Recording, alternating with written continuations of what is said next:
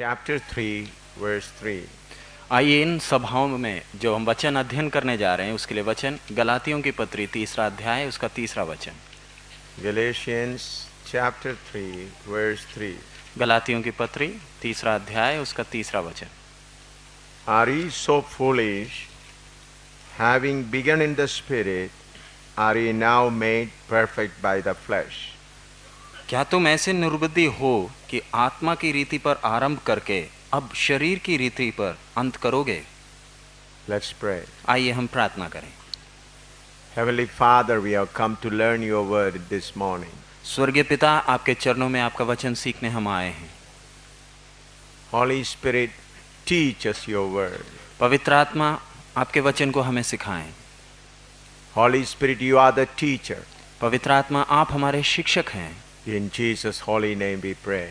प्रभु यीशु के मधुर और पवित्र नाम में हम मांगते हैं, Amen. आमीन।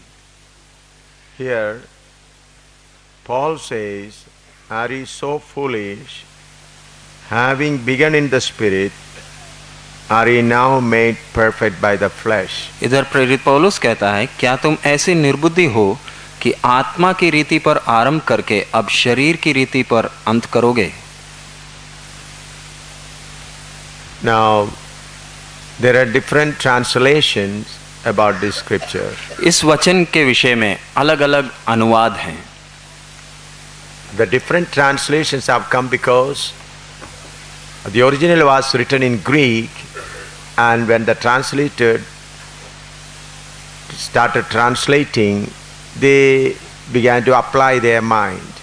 मूल में बाइबल का नया नियम यूनानी में लिखा गया, लेकिन समय पर जब अनुवादक लोग इसको अलग अलग भाषा में अनुवाद करने लगे तो उन्होंने अपना दिमाग लगाया। इसके कारण भिन्न भिन्न अनुवाद आए हैं। Now I'll say the true translation from the Greek and the other translation. The word it is like this. मूल में जो यूनानी भाषा में और बाकी अनुवादों में ये वचन ऐसे हम पढ़ते हैं। Can it be that you are so stupid? You started with the spiritual. Do you now look to the material to make you perfect? इसका जो मूल यूनानी भाषा में इस वचन को हम ऐसे पढ़ेंगे, क्या तुम इतने निर्बुद्धि हो गए कि तुमने जो आत्मा में आरंभ किया उसको अब शारीरिक तौर पर चलाते हो, खत्म करते हो?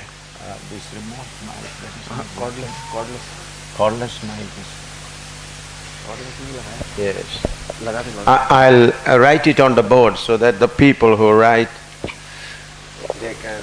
बोर्ड में इस वचन को लिख रहे हैं ताकि ये जो हिंदी में वचन अनुवाद है इसका गहराई आप यूनानी में जाएंगे तो उसका सही अर्थ आपको समझ में आएगा।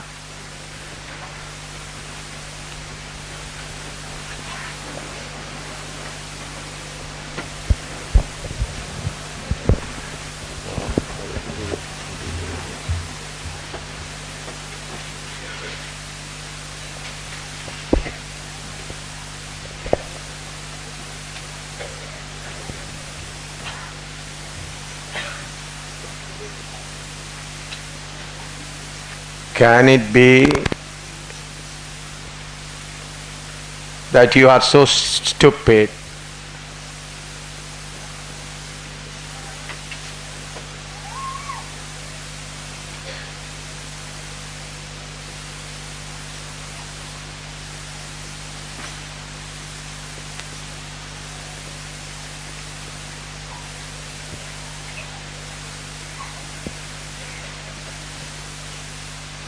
you started with the spiritual,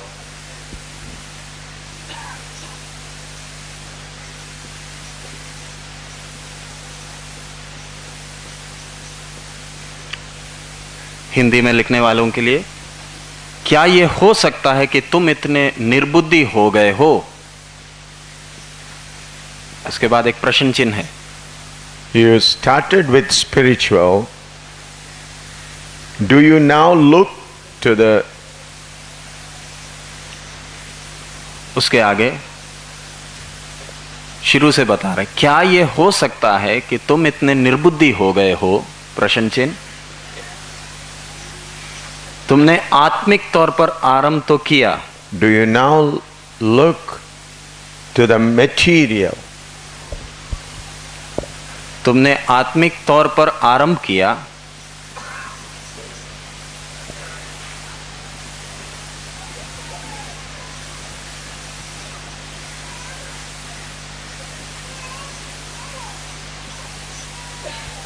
material to make you profit, to make you perfect. और अब तुम सांसारिकता को देखते हो जिससे आपका लाभ हो, To make you perfect, not profit. आपको सिद्ध करने के लिए। एक बार और, क्या यह हो सकता है कि तुम इतने निर्बुद्धि हो गए हो? प्रश्न चिन्ह। तुम आत्मिकता में या आत्मिक तौर पर आरंभ तो किए, परंतु अब आप सांसारिकता में देखते हो ताकि आप सिद्ध हो जाएं। Can it be that you are so stupid, you started with the spiritual, do you now look to the material to make you perfect? क्या यह हो सकता है कि तुम इतने निर्बुद्धि हो गए हो? प्रश्न चिन्ह। तुमने आत्मिकता में शुरू किया, लेकिन अब संसारिकता में देखते हो कि तुम सिद्ध हो जाए। When we study the church history, we find Satan always tried to make people or children of God to look to the material things. कलीसिया के इतिहास को हम देखें तो शैतान का यह आरंभ से ही प्रयास रहा है कि प्रभु के जनों को सांसारिकता की ओर खींचे। The first century, the Church of God was progressing well. कलीसिया की पहली शताब्दी में कलीसिया बड़ी तेजी से उन्नति कर रहा था। Till the end of second century, the church was full of power. दूसरी शताब्दी के अंत तक कलीसिया सामर्थ से भरपूर था। But the beginning of the third century, materialism started coming into the church. लेकिन तीसरी शताब्दी के आरंभ में ही कलीसिया के अंदर सांसारिकता आने लगा। From the first century itself, Satan began to bring materialism. पहली शताब्दी से ही शैतान कलीसिया के अंदर सांसारिकता ला रहा था। But the servants of God were so careful that they did not allow materialism to come into the church. लेकिन प्रभु के अभिषेक दास इस बात में ध्यान रखते थे कि कलीसिया में किसी भी सूरत में सांसारिकता प्रवेश ना करें। But later on, the servants of God who were responsible to lead the church were not that careful. लेकिन जैसे समय बीतता गया, कलीसिया के जो अगुए थे वो इतना ध्यान इस विषय में नहीं दिए। Man is always concerned with his physical needs. मनुष्य हमेशा अपनी शारीरिक आवश्यकताओं के बारे में चिंतित रहता है। We are living in a world where we face so many problems. हम एक ऐसे संसार में रहते हैं जब हम समस्याओं से घिरे हुए हैं। Sickness problem, शारीरिक बीमारी एक समस्या है, financial problem, आर्थिक या पैसे की समस्या है, then problems with the neighbors and relatives. पड़ोसी और अपने रिश्तेदारों के साथ समस्याएं हैं। So we are confronted with different kinds of physical and material problems. मनुष्य हर तरफ से शारीरिक और सांसारिक समस्याओं से घिरा हुआ है। If you are not very careful, Satan will put thoughts in your mind and your attention may be diverted from spiritual to material. अगर आप जागरूक नहीं रहेंगे तो शैतान आपके ध्यान को आत्मिकता से हटाकर शारीरिकता की ओर ले जाएगा। In Romans 14 verse 17 we read like this. रोमियों की पत्री 14 अध्याय उसका 17वां वचन। Romans 14:17. रोमी 14 का 17।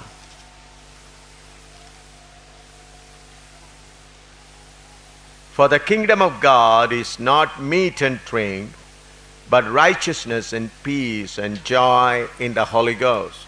क्योंकि परमेश्वर का राज्य खाना पीना नहीं, परंतु धर्म और मेल मिलाप और वह आनंद है जो पवित्र आत्मा से होता है। Or specifically speaking, the kingdom of God is not material things. यानी उसको स्पष्ट रूप से अगर हम पढ़ें तो परमेश्वर का राज्य सांसारिक वस्तुएं नहीं है, It is spiritual things. वो आत्मिक वस्तुएं हैं। So if you are not very careful, you will be confounded with your material and physical needs. अगर आप बहुत जागरूक नहीं रहे तो आपको आपके चारों तरफ से सांसारिक और शारीरिक समस्याएं आपको घेर लेंगी। First century saints, apostles were very careful on this matter. पहले शताब्दी के प्रेरित लोग और सेवक लोग इस विषय में बहुत जागरूक थे। But slowly, the servants of God who were supposed to be careful not to allow material things became careless. और जैसे समय बीतता गया, यही कलीसिया के अगुए जिनको इन बातों में बहुत ध्यान रखना चाहिए था, थोड़ी सुस्ती और लापरवाही करने लगे। So material things began to come into the church of God little by little. कलीसिया के अंदर इस कारण धीरे धीरे सांसारिकता प्रवेश करने लगी। Satan used every opportunity to bring material things into the church. शैतान ने पूरा प्रयास किया कि कलीसिया के अंदर सांसारिकता को लाएं। So by the beginning of 3rd century, lot of material things began to come into the church of God. तीसरी शताब्दी के आरंभ में सांसारिकता पूरी जोर से कलीसिया के अंदर प्रवेश करने लगी। By about 325 and 326, Emperor Constantine became a nominal Christian. Lot of material things have come into the church.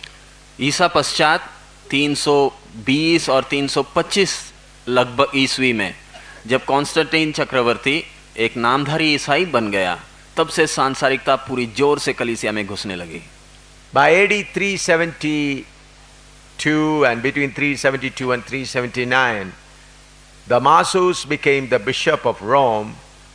All the material things have come into the church. ईसा पश्चात 372 से लेकर 379 तक जब दमासुस बोलकर व्यक्ति रोम का बिशप बन गया, सांसारिकता पूरी जोर से कलीसिया के अंदर आ गई। Slowly the material things began to bury the spiritual things. और धीरे धीरे सांसारिकता आत्मिक बातों को दबाने लगी। Lot of mud or earth has come into the spiritual things, and the spiritual things were very deep inside.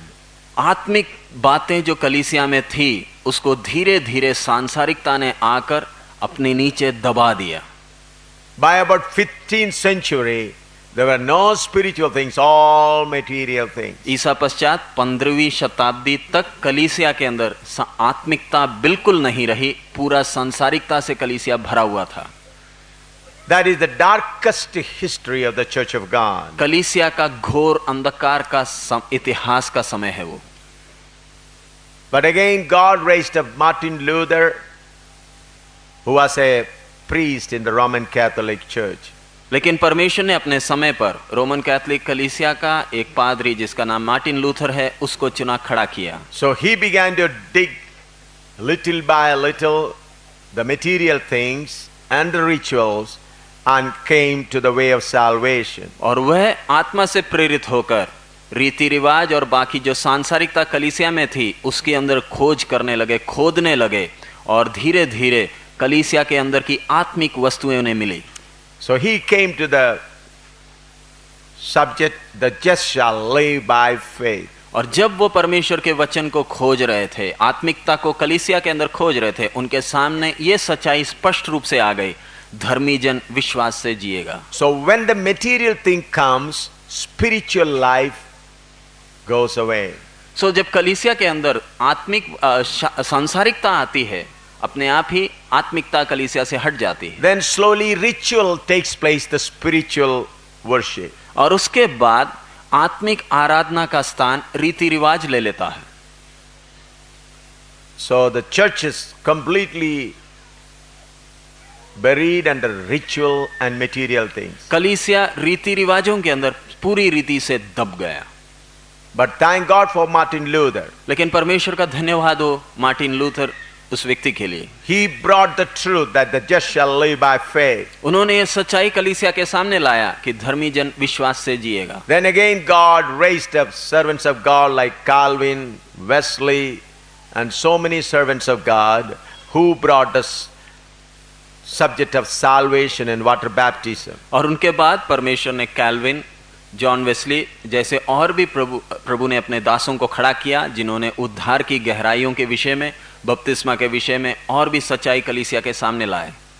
But by the beginning of 20th century, the 1904 and 1906 in the Azusa Street, the Holy Spirit began to move in the midst of chosen people. लेकिन इसी 1904 ईस्वी में परमेश्वर की आत्मा America में अजूजा street स्थान में बड़े जोर से उतरकर काम करना शुरू किया। At the same time, in Pune, in the hostel of girls' hostel of Pandita Ramabhai, the Holy Spirit began to move.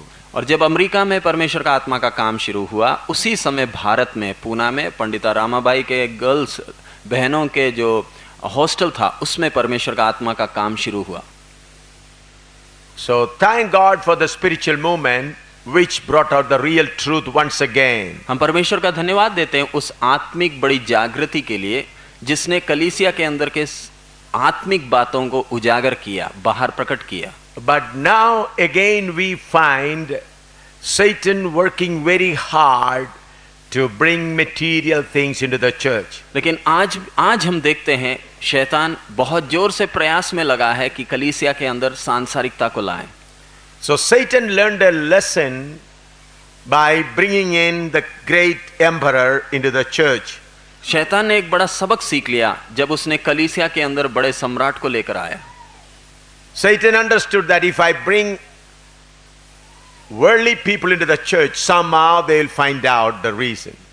और शैतान को मालूम चला कि अगर मैं सांसारिक लोगों को कलीसिया के अंदर लाऊंगा तो कलीसिया उनको खोज निकालेगी। Therefore, Satan made his plan to choose the servants of God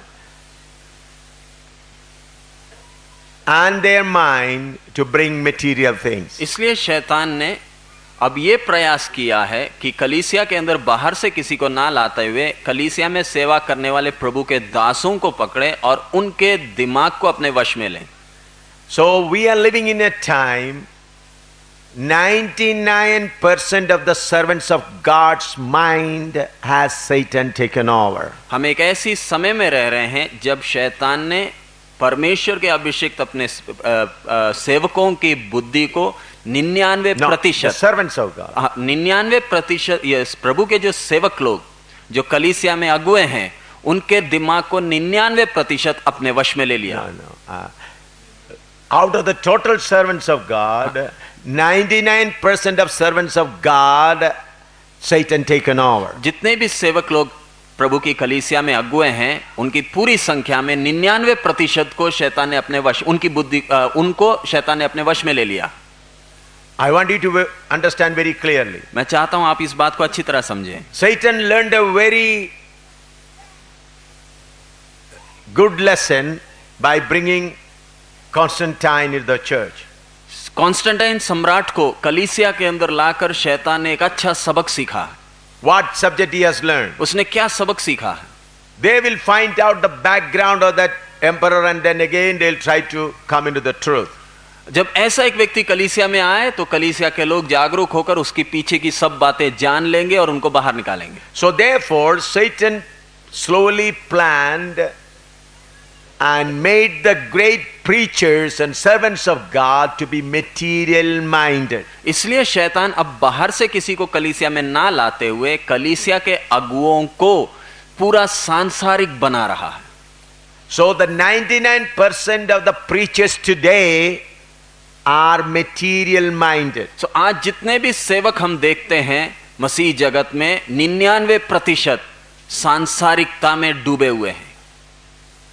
So the Spirit of God has given me this clear instruction to teach you how Satan comes into the church of God through servants of God. इसलिए परमेश्वर की आत्मा ने स्पष्ट रीति से मुझे अगुवाई किया है कि आपको सिखाएं कि कलीसिया के अंदर प्रभु के दासों के द्वारा शैतान कैसे घुसता। If Satan comes from outside, you can easily find it out. अगर शैतान बाहर से आए आप बड़े आसानी से उसे पहचान लोगे। But when Satan comes through the servants of God, unless you are very thorough with the word of God, you will be deceived. और जब शैतान कलीसिया के अंदर से ही ऐसे आता है, अगर आप वचन में अच्छी तरह जागरूक नहीं है, वचन अच्छी तरह नहीं मालूम, बड़े आसानी से धोखे में फंस जाओगे। So the conferences, pastor seminar, books written by great servants of God, all of those things, more than 99% are polluted with material things. इसलिए आज के मसीह जगत में जितने भी कॉन्फ्रेंस और जितने बड़े मीटिंग चलते हैं या जो किताबें लिखी गई हैं, 99% सांसारिकता से प्रदूषित हो चुकी हैं। You may think that Satan comes with the two long horns and black come to attack you. आप कई बार सोचते हैं कि शैतान हमारे सामने दो बड़े सिंग के साथ, बड़ी पूंछ के साथ डराने के लिए आएगा। When Satan comes like that, you will immediately recognize him. जब शैतान इस रूप में आएगा आप तुरंत उसे पहचान लोगे। But when Satan comes as a welfare master to seek your welfare, unless you are very careful, you won't find him out. लेकिन जब शैतान अपना रूप बदलकर आपकी भलाई को चाहते हुए, आपकी उन्नति को चाहते हुए जब आता है, आप अगर बहुत जागरूक नहीं हैं, धोखे में फंस जाओगे। From the word of God we can find out in many places Satan came as a helper to take care of your welfare. परमेश्वर के वचन में हम बहुत से उदाहरण देख सकते हैं जहां शैतान व्यक्तियों की भलाई और उन्नति को चाहते हुए उनके पास आया।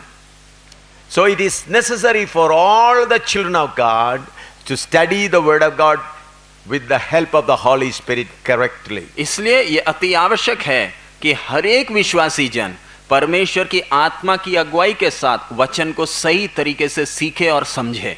From this Galatians we can understand that those days also Satan began to bring material things. गलातियों की पत्री से ही हम पढ़कर जान सकते हैं कि उन्हीं दिनों में जब ये पत्री लिखी गई, उन दिनों में ही शैतान ने अपना रंग बदलकर काम शुरू किया था।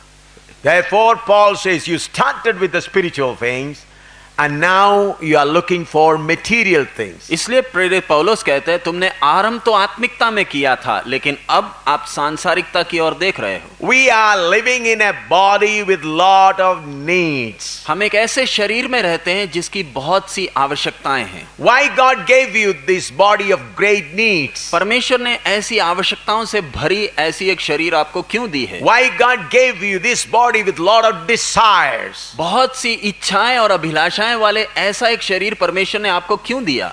So that you may overcome these desires and become like God. ताकि आप अपनी इच्छाओं पर जय पाकर परमेश्वर के तुल्य हो जाएं। So God's program for the human being is not this year. परमेश्वर के अनंत काल की जो योजना मनुष्य के संबंध में ये पृथ्वी में सीमित नहीं है।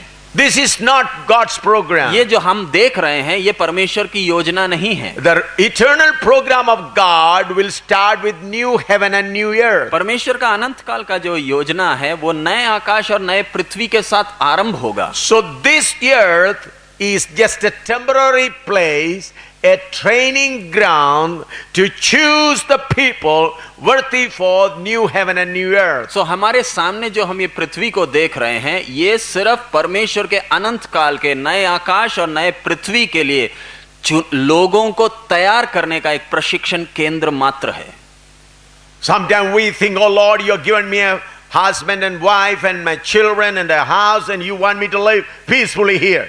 कई बार हम सोचते हैं परमेश्वर तूने मुझे एक पति पत्नी बच्चे दिए हैं, तू चाहता है कि मैं बड़े सुकून से बड़े शांति के साथ बड़े आनंद से इस पृथ्वी पर ही रहूं। Friend, the program of God will start with new heaven and new earth. प्यारे मित्रों, परमेश्वर का अनंत काल का योजना नए आकाश और नए पृथ्वी से ही आरंभ होगा। At that time Satan will not be there. उस समय शैतान नहीं होगा, Death will not be there. मृत्यु नहीं होगी, No pain, no problem will be there. कोई दर्द या कोई समस्या नहीं होगी। And God will dwell with his people. people. परमेश्वर अपने लोगों के साथ उनके मध्य में रहेगा, And then that will continue forever and ever. और वो अनंत काल तक चलता ही रहेगा। So for that particular life, God uses this earth to choose His chosen people. उस अनंत काल के योजना के लिए परमेश्वर ने ये पृथ्वी को तात्कालिक समय तक अपने लोगों को चुनने के लिए ही रखा है। So God allows so many material needs and physical problems to come before you. इसलिए परमेश्वर आपके जीवन में बहुत तेरी आवश्यकताएं और समस्याओं को आने की अनुमति देता है। And then God watches you.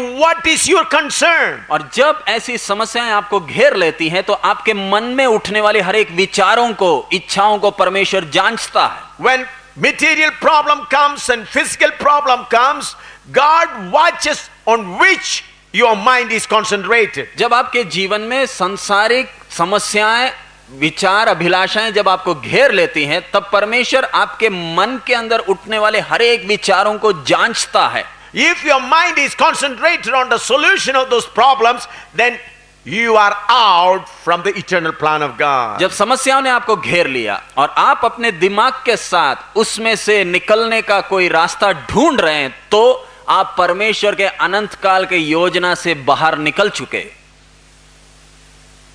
That's why the word of God says, many are called, but few are chosen. इसलिए परमेश्वर का वचन स्पष्ट कहता है, बुलाए गए तो बहुत हैं, चुने गए बहुत कम।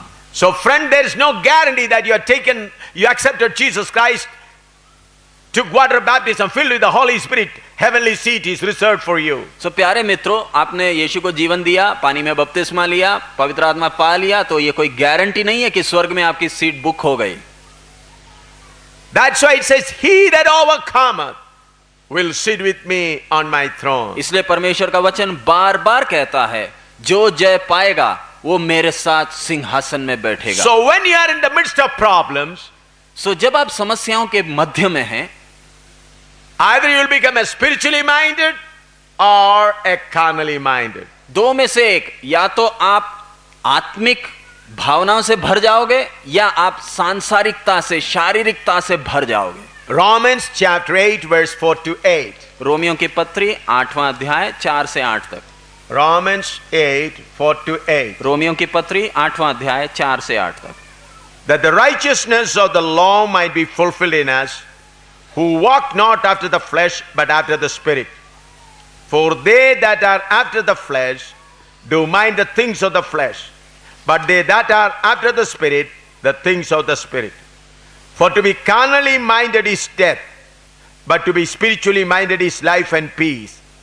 Because the carnal mind is enmity against God, for it is not subject to the law of God, neither it indeed can be. So then they that are in the flesh cannot please God. But ye are not in the flesh, but in the Spirit, if so be that the Spirit of God dwell in you. I read up to verse 9. Romans chapter 8 verse 4 to 9. रोमियों की पत्री 8वां अध्याय 4 से 9 तक। इसलिए कि व्यवस्था की विधि हम में जो शरीर के अनुसार नहीं वरन आत्मा के अनुसार चलते हैं पूरी की जाए, क्योंकि शारीरिक व्यक्ति शरीर की बातों पर मन लगाते हैं, परंतु आध्यात्मिक आत्मा की बातों पर मन लगाते हैं। शरीर पर मन लगाना तो मृत्यु है, परंतु आत्मा पर मन लगाना जीवन और शांति है। क्योंकि शरीर पर मन लगाना तो परमेश्वर से बैर रखना है, क्योंकि ना तो परमेश्वर की व्यवस्था के अधीन है और ना हो सकते हैं, और जो शारीरिक दशा में हैं वे परमेश्वर को प्रसन्न नहीं कर सकते। परंतु जबकि परमेश्वर का आत्मा तुम में बसता है तो तुम शारीरिक दशा में नहीं परंतु आत्मिक दशा में हो। यदि किसी में मसीह का आत्मा नहीं तो वह उसका जन नहीं। I know you must have read this scripture carefully many times. मुझे मालूम है आपने ये वचन बहुत ध्यान पूर्वक कई बार पढ़ा है। But I request you once again, read this verse with me and try to understand the deeper meanings of it. मैं चाहूंगा एक बार फिर आप लोग मेरे साथ ये वचन को पढ़ें प्रार्थना पूर्वक, ताकि इसके अंदर छिपी हुई गहरी बातें आपको समझ में आए। Verse 4 we read, walk not after the flesh but after the Spirit. और उसके चौथे वचन में लिखा है, शरीर के अनुसार नहीं वरन आत्मा के अनुसार चलते हैं। Then verse 5, They that are after the flesh do mind the things of the flesh, but they that are after the spirit, the things of the spirit. पांचवां वचन कहता है, क्योंकि शारीरिक व्यक्ति शरीर की बातों पर मन लगाते हैं, परंतु आध्यात्मिक आत्मा की बातों पर मन लगाते हैं। What do you mean by that? उसका अर्थ क्या है? For example, you come across with a problem. उदाहरण के तौर पर आपके सामने एक समस्या आ गई। Then the spiritually minded person will take that problem before God and ask God, God, what do you want me to learn from this problem? एक आध्यात्मिक व्यक्ति जो आत्मिक तौर पर ही सोचता है, वो ये समस्या को लेकर परमेश्वर के सामने जाता है और प्रभु से पूछता है, प्रभु तू क्या चाहता है इसके बीच में मैं करूं? What do you want to teach me through this problem? इस समस्या के द्वारा तू मुझे क्या सिखाना चाहता है? But the carnally minded person will pray, Lord, remove this problem or answer this problem. लेकिन एक शारीरिक व्यक्ति जो शारीरिक तौर पर हर बात सोचता है, वो समस्या आते ही प्रार्थना करने लगता है, प्रभु ये समस्या को हटा दे। This is not about the unbeliever, this is about the believers. Romans 8 is for the believers. ये जो रोमियों की पत्री 8वां अध्याय अन्य जातियों के लिए नहीं, कलीसिया के अंदर आए विश्वासियों के विषय में है ये पत्रिका। This is written for the saints of God. ये परमेश्वर के संत जनों के लिए लिखा गया चिट्ठी है। So among the saints there are two types. संतों के बीच में दो प्रकार के संत पाए जाते हैं। One is carnally minded, another is spiritually minded. एक शारीरिकता के अनुसार चलने वाला, दूसरा आध्यात्मिक तौर पर चलने वाला। This is not about the worldly people. ये सांसारिक लोगों के विषय में नहीं है। But among the children of God there are two types. परमेश्वर की कलीसिया के अंदर परमेश्वर के लोगों के बीच में दो प्रकार के लोग पाए जाते हैं। Spiritually minded, carnally minded. आत्मिक तौर पर सोचने वाले और शारीरिक तौर पर सोचने वाले। Think about a servant of God is not having house rent and his children are starving. उदाहरण के तौर पर एक प्रभु का दास है, उसकी पत्नी बच्चे हैं, मकान का किराया देने के लिए उसके पास पैसा नहीं, घर में भूख की हालत है। So the carnally minded pastor will write letters here and there and start asking people, look, my house rent is not given and my children are hungry. एक शारीरिक तौर पर ध्यान लगाने वाला एक शारीरिक सेवक क्या करेगा? लोगों के सामने अपनी आवश्यकताओं को ले जाने लगेगा, उनको अपने समस्याओं का विवरण देने लगेगा। He said, look, my children are hungry. और बोलेगा मेरे बच्चे भूखे हैं, देखो जरा। Look, my house rent is not given. देखिए मेरा मकान का किराया नहीं दिया है। But the spiritually minded servant of God, what he will do? लेकिन एक आध्यात्मिक प्रभु का सेवक क्या करेगा? Lord, why the rent did not come to me in time? प्रभु मेरे मकान का किराया समय पर क्यों नहीं पहुंचा? What is the reason? प्रभु इसके पीछे का कारण क्या है? What do you want me to learn from this? प्रभु इस घटना से तू मुझे क्या सिखाना चाहता? Is it your plan that I should leave this house and live in the open? क्या प्रभु तेरी ये योजना कि मैं ये मकान छोड़कर खुले आसमान के नीचे रहूं? Is it your plan that I should vacate this house and come under a tree and live? क्या तेरी योजना है कि मैं किराए का मकान छोड़कर एक पेड़ के छाए के तले रहूं? He will take the matter only to God. एक आध्यात्मिक सेवक अपनी सारी समस्या केवल परमेश्वर के चरणों में ही रखेगा। Only to God. केवल परमेश्वर के सामने ही वो समस्या लेकर He जाएगा। will not put it before people. इस संसार में किसी मनुष्य के सामने अपनी आवश्यकताओं को नहीं लाएगा। Lord, I will consider it as a privilege that if my son or daughter dies of hunger, I'll consider it as a great privilege in serving you. एक आध्यात्मिक सेवक के मन में उठने वाले विचार क्या है? अगर मेरा बच्चा भूखा होकर मर जाए तो इससे बड़ा सौभाग्य और कुछ नहीं। My son Finney and my daughter, and when I was a pastor in Udhampur, there were days we lived without food. जब मैं उधमपुर में कलीसिया का पासबान था, मेरा बेटा फिन्नी और बेटी है, कितने दिन खाने के बिना हम रहे। There was a time there was 3 days no food at all. एक समय था 3 दिन तक खाना नहीं था। Food means no drink, no eatable, nothing at all. खाना नहीं मतलब पीने के लिए कुछ नहीं, खाने के लिए भी कुछ नहीं। No wheat, no rice, nothing at all. ना गेहूं, ना आटा, ना चावल, कुछ नहीं। So on the third night, this Finney said, He was crying and crying. His lips, his tongue gets sticking in the mouth, and he was no more able to talk well. He said, "Papa, is it possible that tomorrow we get some food?" 3 दिन खाना नहीं है। Finney बोला, पापा क्या खाना नहीं मिलेगा? जबान सूख चुकी है।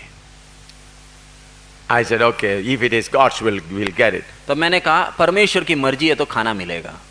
So he was fainting and he was sleeping. और वो बेहोश जैसा होकर वो लेट गया। Then I put my hand on his head and prayed, "Lord, if it is your will that my son to die of hunger, I am glad, Lord." तब मैं जब वो लेट गया, सो गया, मैंने उसके सिर पर हाथ रखा और कहा, प्रभु अगर मेरा ये बेटा भूख के कारण मर जाए, मैं उसके लिए भी तैयार हूं। I am glad. मैं उसके लिए खुश रहूंगा। And if he dies of hunger, I'll consider it as a great privilege in serving you. और अगर वो भूख के कारण मर गया तो तेरे पीछे सेवा करने का इससे बड़ा सौभाग्य और कुछ नहीं है, मैं समझूंगा। And Lord, grant me grace to bury him if he dies of hunger. और प्रभु अगर वो भूख में मर गया तो उसको दफन करने का सौभाग्य भी मुझे दे। And I said, "Lord, I'll consider it as a great privilege." और मैंने कहा, प्रभु इससे बड़ा सौभाग्य और कुछ नहीं। Thank God, next morning, 4 o'clock, 4:30, Hindu Brahmin, a pujari brought food for us. और अगले दिन सुबह 4:30 के बीच में एक हिंदू ब्राह्मण पुजारी हमारे लिए खाना लेकर आया। A Hindu pujari who was sitting in the temple to worship, he remembered, he stays about 7 kilometers from away. He remembered about us. He brought wheat, all other things what we needed. और एक हिंदू पुजारी जो हमारे रहने के स्थान से 7 kilometre दूर रहता है, सुबह पूजा के लिए जब वो मंदिर में तैयार होकर गया, हमारे बारे में उसको ध्यान आया और वो आया। Walking 7 miles, he carried all those things to me. हमारे घर में खाने की वस्तुएं 7 किलोमीटर वो उठाकर अपने घर से सुबह लेकर आया 4 बजे। Not a believer. एक विश्वासी नहीं है। He was a Hindu Brahmin pujari. वो एक हिंदू ब्राह्मण पुजारी था। Who spoke to him? उससे किसने कहा? I believe the Almighty God spoke to him and he brought it. मेरा विश्वास है सर्वशक्तिमान परमेश्वर ने उससे कहा और वो सुबह 4 बजे लेकर आया। So in the church, among the servants of God, spiritually minded servants of God are also there. Material minded servants of God are also there. So कलीसिया के अंदर अगुओं के बीच में भी आध्यात्मिक सेवक लोग भी हैं, शारीरिक सेवक लोग भी हैं। Among the believers, they are spiritually minded and materially minded. विश्वासियों के बीच में भी आध्यात्मिक विश्वासी हैं और शारीरिक विश्वासी हैं। For example, you are constructing a house. उदाहरण के तौर पर आप एक मकान बना रहे हैं। And laborers created some problem. और मजदूरों ने कई समस्याएं खड़ी कर दी। Workers created problem. मजदूरों ने बहुत समस्याएं खड़ी की हैं। So the material minded person, what he will do? एक सांसारिक तौर पर एक शारीरिक विश्वासी क्या करेगा? He will start praying, "Lord, solve this problem." वो तुरंत प्रार्थना करेगा, हे प्रभु तू ये समस्या को हल कर दे। Lord, your money is being wasted, the house is not being constructed. Lord, remove Satan from them. प्रभु तेरा पैसा बर्बाद हो रहा है, मेरा समय बर्बाद हो रहा है, इनके बीच में से शैतान को तू निकाल दे। So that your money is not wasted. ताकि आपका पैसा बर्बाद ना हो। That is material minded person's prayer. ये एक शारीरिक विश्वासी की प्रार्थना है। But the spiritually minded, what he will pray? लेकिन एक आध्यात्मिक विश्वासी क्या प्रार्थना करेगा? Lord, why the laborer did not come in time? प्रभु वो मजदूर समय पर काम करने क्यों नहीं आया? Why the work is not progressing? प्रभु काम उन्नति क्यों नहीं हो रही, पूर्ति क्यों नहीं हो रही? What do you want to teach me from this? प्रभु तू इससे मुझे क्या सिखाना चाहता है? Help me to learn. प्रभु मुझे सीखने के लिए सहायता कर। Now I want you to sit down on your knees and claim the blood of Jesus Christ. मैं चाहूंगा हर एक अपने घुटनों के बल बैठे और यीशु के लहू में जय बोलें, यीशु के लहू में जय पाएं। I find a spell of Satan's drowsiness coming in you. मैं देख रहा हूं ये सुबह के समय शैतान आपको नींद में सुलाने का प्रयास और हवा चला रहा। Those who want to overcome, they can only have. Otherwise, they will sleep and take rest. जो जय पाना चाहते हैं वही केवल इस समय में जय पा सकेंगे। This is a battle. ये एक लड़ाई है। Spirit of drowsiness is coming in you so that you may not understand the tricks of Satan. सुस्ती और नींद की एक आत्मा बीच में कार्य करना शुरू किया है ताकि आप परमेश्वर के वचन की गहराइयों को ना समझें। You take the blood of Jesus Christ, then only you will be able to overcome it. यीशु के लहू के द्वारा ही आप जय पा सकेंगे। See the scripture, verse 5 of Romans 8 says, रोमियों की पत्री 8वें अध्याय के 5वें वचन में हम आते हैं वापस। For they that are after the flesh do mind the things of the flesh, but they that are after the spirit, the things of the spirit. क्योंकि शारीरिक व्यक्ति शरीर की बातों पर मन लगाते हैं परंतु आध्यात्मिक आत्मा की बातों पर मन लगाते हैं। So I was telling you, among the servants of God, their majority are material minded. जैसे मैंने कहा, प्रभु के दासों के बीच में बहुसंख्यक शारीरिक हैं, शरीर की बातों की ही चिंता करते हैं। Among the servants of God who are seated here also, we have servants of God, majority minding about material things. इस छत के नीचे आज सुबह बैठे प्रभु के सेवक जनों के बीच में भी बहुसंख्यक शारीरिक हैं जो शरीर की बातों की ही चिंता करते हैं। They are preachers. प्रचारक हैं।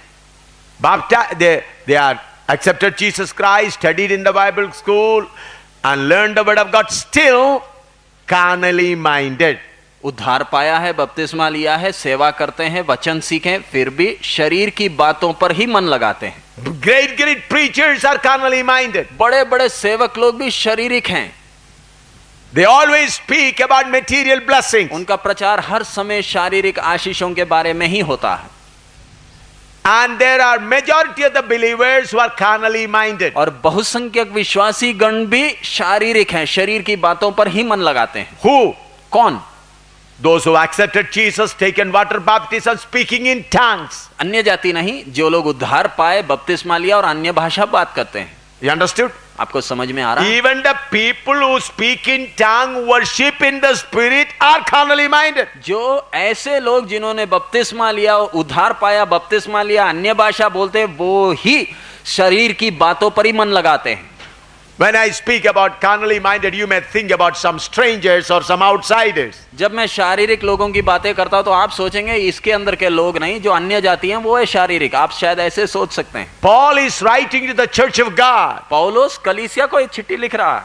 So I am not talking about outside people. सो मैं बाहर के अन्य जातियों के विषय में नहीं कह रहा, But I am speaking about you. लेकिन आपके बारे कह रहा हूं। I am speaking about you, servants of God and saints. और आप जो प्रभु के दास लोग हैं और आप जो प्रभु के संत लोग हैं, आपसे मैं कह रहा हूं। So whenever a problem comes, and if you are trying to solve that problem by carnally minded way, then you are a carnal man. आपके जीवन में जब एक समस्या आई और आप अपने दिमाग लगाकर बुद्धि का उपयोग कर कर उसका हल ढूंढ रहे हैं, तो आप शारीरिक हैं। Verse 6, for to be carnally minded is death, but to be spiritually minded is life and peace. शरीर पर मन लगाना तो मृत्यु है, परंतु आत्मा पर मन लगाना जीवन और शांति। Then verse 7, 7वां वचन, because the carnal mind is enmity against God, for it is not subject to the law of God, neither indeed can be. क्योंकि शरीर पर मन लगाना तो परमेश्वर से बैर रखना है, क्योंकि ना तो परमेश्वर की व्यवस्था के अधीन है और ना हो सकते हैं।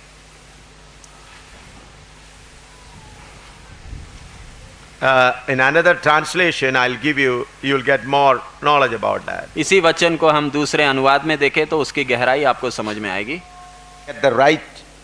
Get the things correctly. मैं ये वचन प्रयास कर कर आपके सामने लिख रहा हूं ताकि आप वो वचन की गहराई को समझें।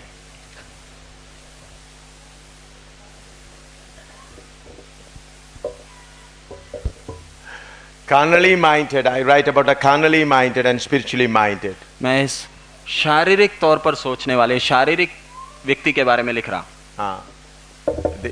The one translation, the translation said the interest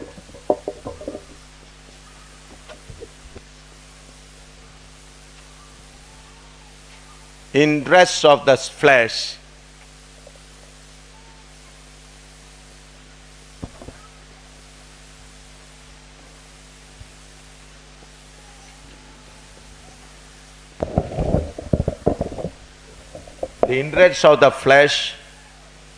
is death. The interests of the flesh are death.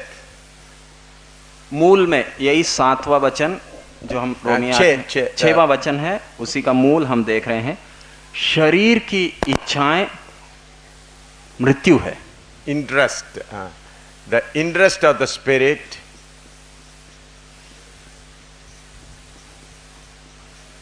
शरीर की इच्छाएं मृत्यु है।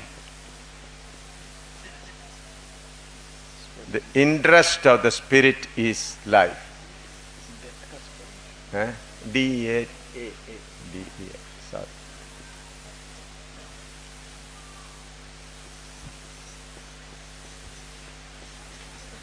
See, the interests of the flesh are death, but the interests of the spirit is life. 6वां वचन Interest, उसका मूल here it is not interest, it is interest, because only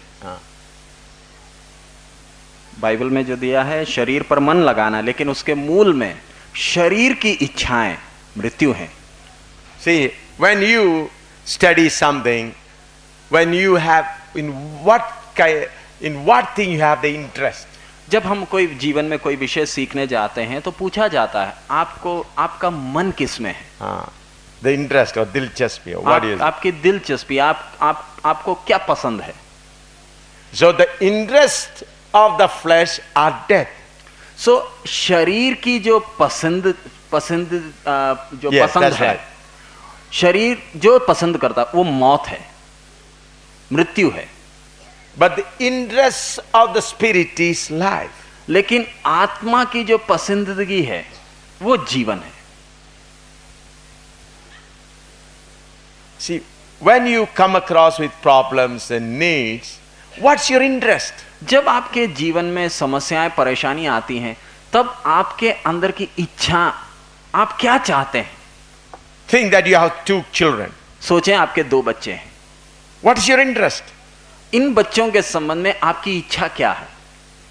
Your interest may be that my son become an engineer and a doctor and study well and become a great man. आप चाहेंगे मेरा ये बेटा बेटी ये अच्छी तरह पढ़े और डॉक्टर या इंजीनियर बने। But that is carnally minded. ये शारीरिक विश्वासी का चिन्ह है।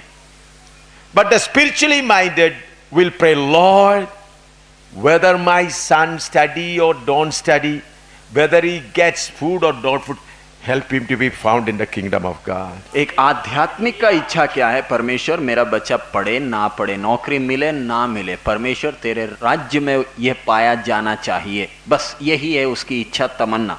Number 1 interest that he should be found in the kingdom of God. एक आध्यात्मिक जन का इच्छा, सबसे पहली तमन्ना, प्रभु मेरे औलाद तेरे राज्य में जगह पाएं। Do you understand now? क्या आपको समझ में आया विषय? How many of you understood it? आप में से कितनों को ये समझ में आया?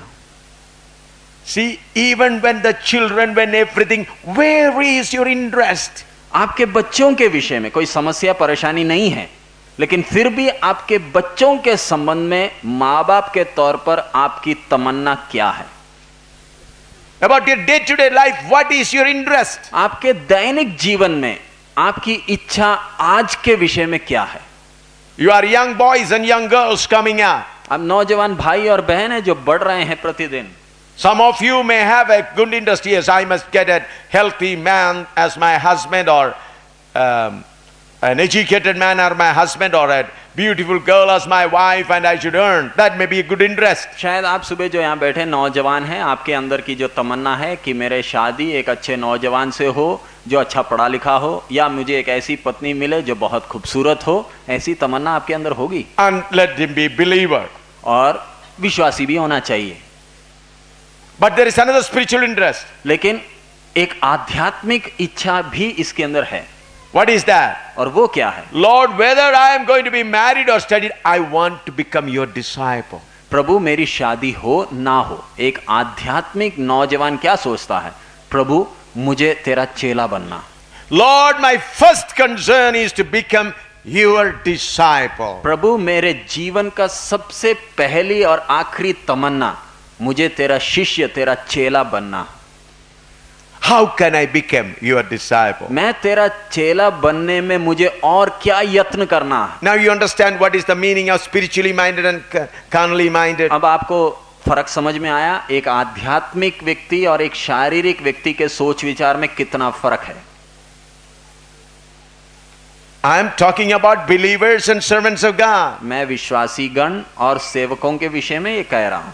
So the spiritual minded people's interest is on the spiritual things. एक आध्यात्मिक व्यक्ति का इच्छा आध्यात्मिक बातों में ही है, आत्मिक बातों में ही है। But carnally minded, they will be thinking about material things and worldly progress. लेकिन एक शारीरिक व्यक्ति केवल शारीरिक वस्तुएं और शारीरिक उन्नति का ही सोच उसके मन में रहता। Then verse 7, the carnal mind is enmity against God and not subject to the law of God, neither indeed can be. 7वां वचन, क्योंकि शरीर पर मन लगाना तो परमेश्वर से बैर रखना है, क्योंकि ना तो परमेश्वर की व्यवस्था के अधीन है और ना हो सकता है। For that also I'll write the other translation, the true translation. और उस वचन के लिए जो मूल में सही अनुवाद है उसको मैं आपके लिए लिख रहा हूं। For the mind that set on the flesh is hostile to God. आप अपने हिंदी बाइबल में लिखा हुआ वचन को इसके साथ तुलना करें तब आपको समझ में आएगा कितना गहराई उस वचन में है। For the mind set on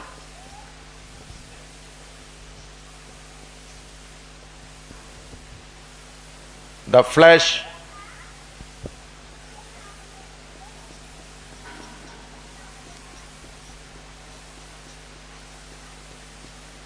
is hostile to God. Hindi Bible में लिखा हुआ है, क्योंकि शरीर पर मन लगाना तो परमेश्वर से बैर रखना है, लेकिन यूनानी में मूल में इस शब्द का अर्थ है शरीर पर मन लगाना, परमेश्वर से घोर शत्रुता करना। Yes. Hostile to God. That means becoming against God.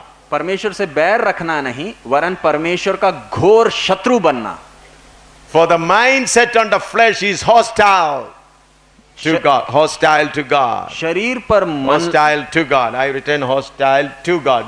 The word should be to also is there. To God. शरीर पर जिसने मन लगाया है, शरीर पर जिसने मन लगाया है वो परमेश्वर का घोर शत्रु।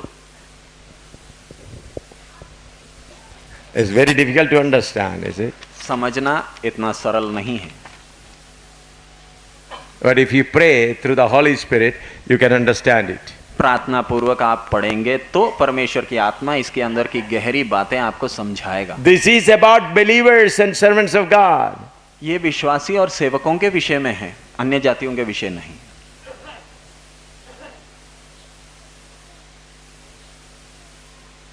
God has put you in the world with a lot of desires and attractions and problems.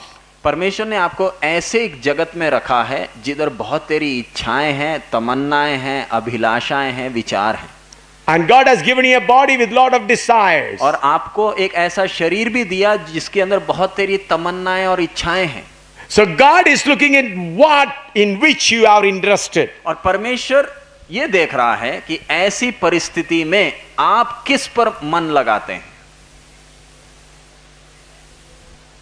So if you are material minded, then you are hostile to God. यदि आप शारीरिक हैं या शरीर की बातों पर मन लगाते हैं तो आप परमेश्वर के घोर शत्रु हैं, बैर नहीं शत्रु हैं। Here it is not adultery, here it is not seeing film or drinking, not all those things. परमेश्वर का घोर शत्रु बनने के लिए इधर ये नहीं लिखा कि आप शराब पियोगे या व्यभिचार करोगे या फिल्म देखोगे तो घोर शत्रु बनोगे। Normally we think that, oh, I don't see film, I don't commit adultery, I am a good child of God. आमतौर पर हम सोचते हैं कि मैं तो व्यभिचार नहीं करता, शराब नहीं पीता, मैं तो एक अच्छा संत हूं। But friend, if your mind is set on material things, you are enemy to God. लेकिन प्यारे अजीजों, वचन स्पष्ट तौर पर आपसे कहता है, अगर आपने शरीर पर मन लगाया तो आप परमेश्वर के घोर शत्रु हैं। How many of you understood this? आप में से कितनों को यह बात समझ में आया? If you are concerned about your physical needs and if your mind is set on, then you are enemy of God. यदि आपको आपकी शारीरिक बातें सताती हैं, आपको आपका मन भी सांसारिक बातों पर है, तो आप परमेश्वर के घोर दुश्मन या शत्रु हैं। Why your prayer is not answered? आपकी प्रार्थनाओं का जवाब क्यों नहीं मिलता? Who is praying? कौन प्रार्थना कर रहा? Enemy is praying. दुश्मन जब प्रार्थना कर रहा, जवाब कौन देगा? Your God has become your enemy. आपका परमेश्वर आपके लिए आपका शत्रु बन चुका है। Why? क्यों? Your mind is on material things. आपने तो शरीर की बातों पर तो मन पहले ही लगाया हुआ। Who will answer the prayer of the enemy? ऐसे घोर शत्रु का जवाब कौन देगा? प्रार्थना का जवाब कौन देगा?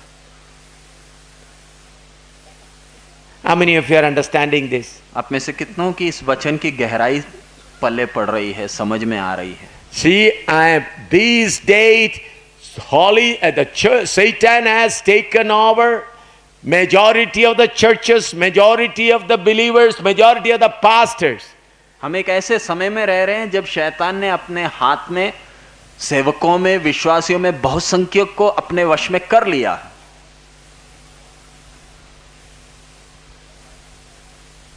Satan has made coffins, millions and millions of coffins of the pastors and believers. शैतान ने करोड़ों की संख्या में सेवकों और विश्वासियों के लिए कफन तैयार कर लिए, कफन बना लिए।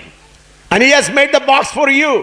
और आपके नाम पर भी एक कफन का डब्बा तैयार है। He has already put injection on you. और उसने अपना दवाई भी आप में इंजेक्शन लगा दिया है। For the slow death. लेकिन उस दवाई से आप तुरंत मरते नहीं, बड़े धीरे धीरे मरोगे। Through the thoughts of material things, he has put already the injection of death. आपके मन में सांसारिकता के विचारों को लाते हुए एक धीमी मौत, मरने का इंजेक्शन, सुई उसने लगा दिया है। How many of you heard that? आप में से कितनों को समझ में आया? Even the people who are seated here, many of you have got already the injection from Satan. इस छत के नीचे बैठे में बहुत तेरों को शैतान ने पहले ही धीमी मौत की इंजेक्शन लगा दी है। लगाना नहीं है, लगा चुका है। Crores of coffins are there. करोड़ों की संख्या में कफन उसने बना रखे हैं। All pastors and believers coffin. खोलकर देखें अंदर कौन है, प्रभु के दास और विश्वासी। They did not commit adultery. उन्होंने व्यभिचार नहीं किया, They did not steal. चोरी नहीं किया, They did not fight against anyone. किसी से उन्होंने लड़ाई झगड़ा नहीं They किया। are very good people. बहुत अच्छे लोग थे समाज के But सामने, they are all dead. लेकिन सब आत्मिक तौर पर मरे हुए हैं। Why? क्यों? They got the injection of material desire and slowly, slowly, slowly fell dead. धीरे धीरे उनके अंदर सांसारिक इच्छाएं आ गई, धीमी गति में वो मर गए। Satan put the injections of material desires. शैतान ने सांसारिक इच्छाएं, विचारों की इंजेक्शन, सुई उनको लगा दी। And slowly, slowly dying, and somebody already fell dead.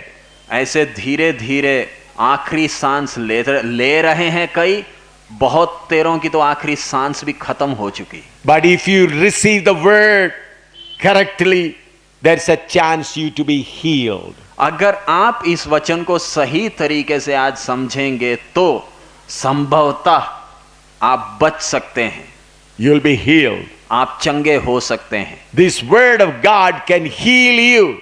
यही परमेश्वर का वचन आखिरी सांस आप ले रहे हैं, आपको चंगा कर सकता। Verse 8. 8वां वचन। So then they that are in the flesh cannot please God. सो जो शारीरिक दशा में हैं वे परमेश्वर को प्रसन्न नहीं कर सकते। Again I read, so then they that are in the flesh cannot please God. और जो शारीरिक दशा में हैं वो परमेश्वर को प्रसन्न नहीं कर सकते। For that also the translation I'll write. और उसके लिए भी जो मूल अनुवाद है मैं आपके लिए लिख रहा हूं।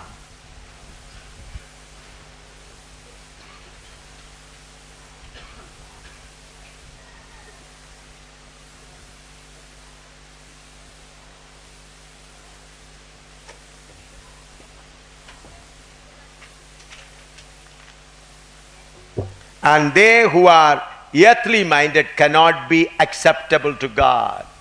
इसका मूल है जो शारीरिक दशा में है, जो शारीरिक बातों में मन लगाते हैं, And they who are जो शारीरिक दशा में हैं यानी जो शरीर पर मन लगाते हैं वो परमेश्वर को ग्रहण योग्य नहीं है। and they who are earthly minded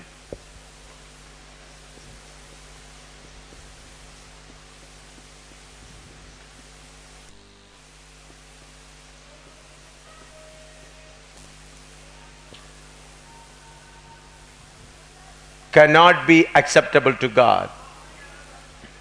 जो शरीर की बातों पर मन लगाते हैं वो परमेश्वर को ग्रहण योग्य नहीं है।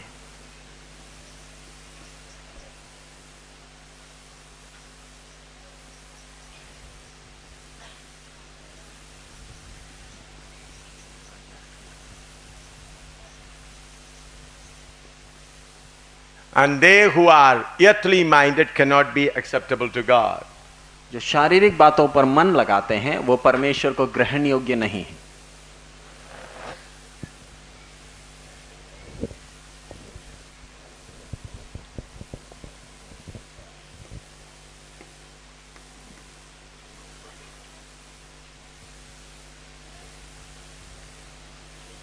Then comes verse 9. 9वां वचन हम पढ़ें। I request you to see that word correctly. और इस वचन को ध्यान पूर्वक आप समझें, पढ़ें। Because ye are not in the flesh, but in the spirit, if so be that the Spirit of God dwell in you.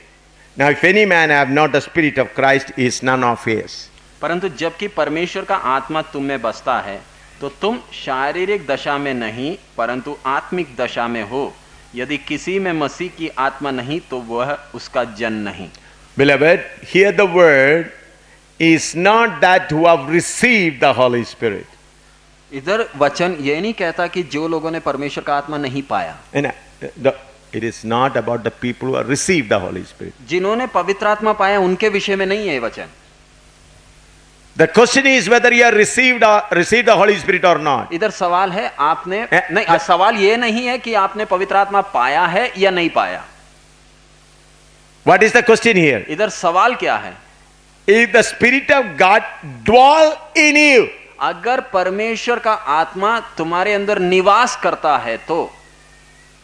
see, the question is not whether you have received the Holy Spirit or not. तो ध्यान से समझें, परमेश्वर का आत्मा आप में पाया है नहीं पाया वो नहीं है सवाल। How many have understood that? आप में से कितनों को समझ में आया? Whether the Holy Spirit dwells in you or not. सवाल यह है पवित्र आत्मा हमारे अंदर निवास करता है या नहीं। What do you mean by the dwelling of the Holy Spirit? पवित्र आत्मा का निवास करने का अर्थ क्या है? The other translation I'll write, then I'll explain it. उसका दूसरा एक अनुवाद मैं आपके लिए लिखता हूं, फिर मैं समझाऊंगा।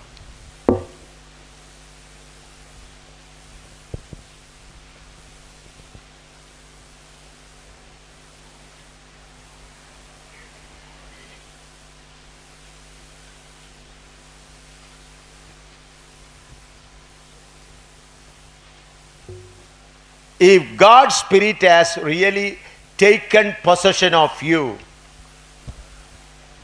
यदि परमेश्वर की आत्मा ने आपको अपने नियंत्रण में ले लिया है तो, if God's Spirit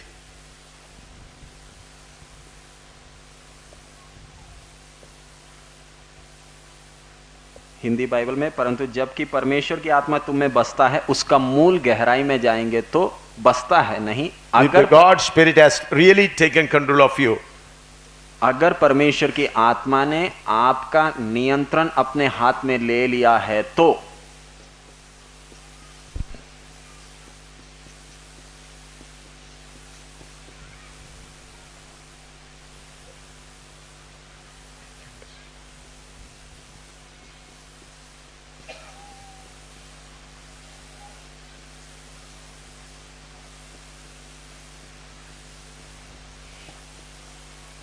if God's Spirit has really taken possession of you,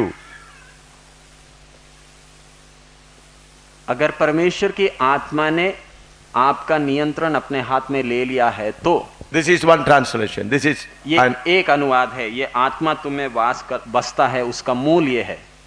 the other one, if the Spirit of God has His home within you.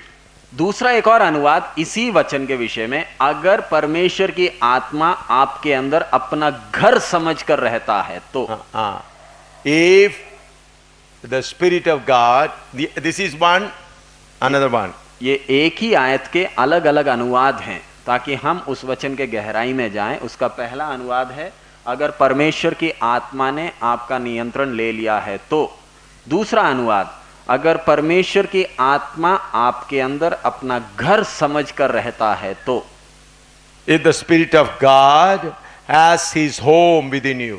पवित्र आत्मा आपके अंदर अपना घर समझकर रहता है तो।